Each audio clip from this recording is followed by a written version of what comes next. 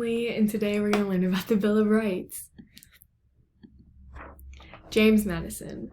Now, James Madison is a highly influential person back in the day.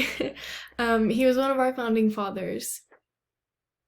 He was born March 16th, 1751, to James and Nellie Madison. He was the oldest of 12 kids, which unfortunately only 6 of them survived till adulthood. He's actually known as the father of the Constitution.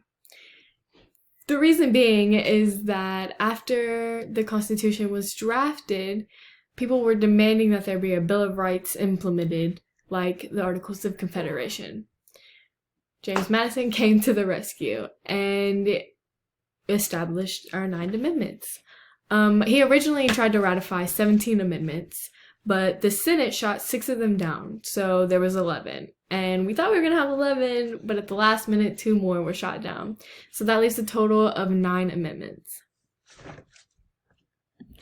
The First Amendment is the right to bear arms and a well-regulated militia. This means it is protecting our right to have firearms in our house.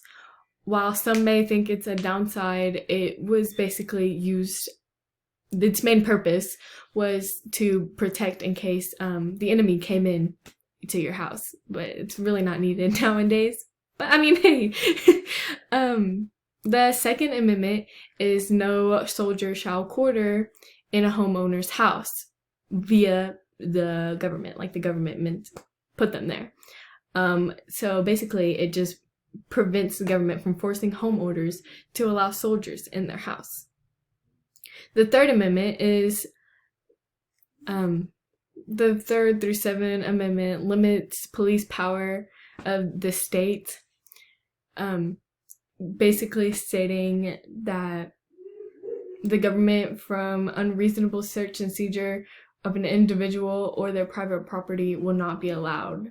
They cannot go in and search your home without a warrant, as well as being able to testify in court. There will be a grand jury, and there has to be a witness. You can't go and testify and be by yourself without anyone being there for you.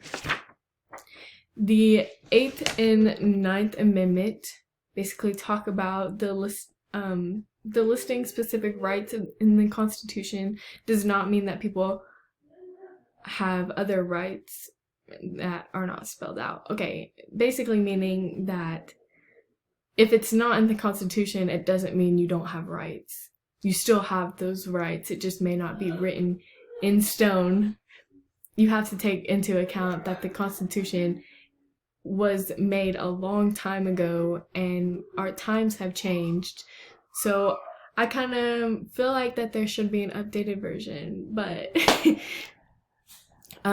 with that being said, these amendments did cover everyone. These amendments were for every single person except for slaves. And I know that's a sucky topic to talk about, and I know it's so unfair, but everyone was covered under these 9 amendments, but slaves weren't.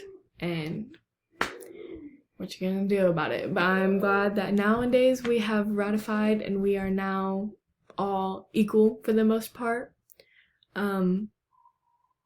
Yeah, so that's the Bill of Rights. Thank you.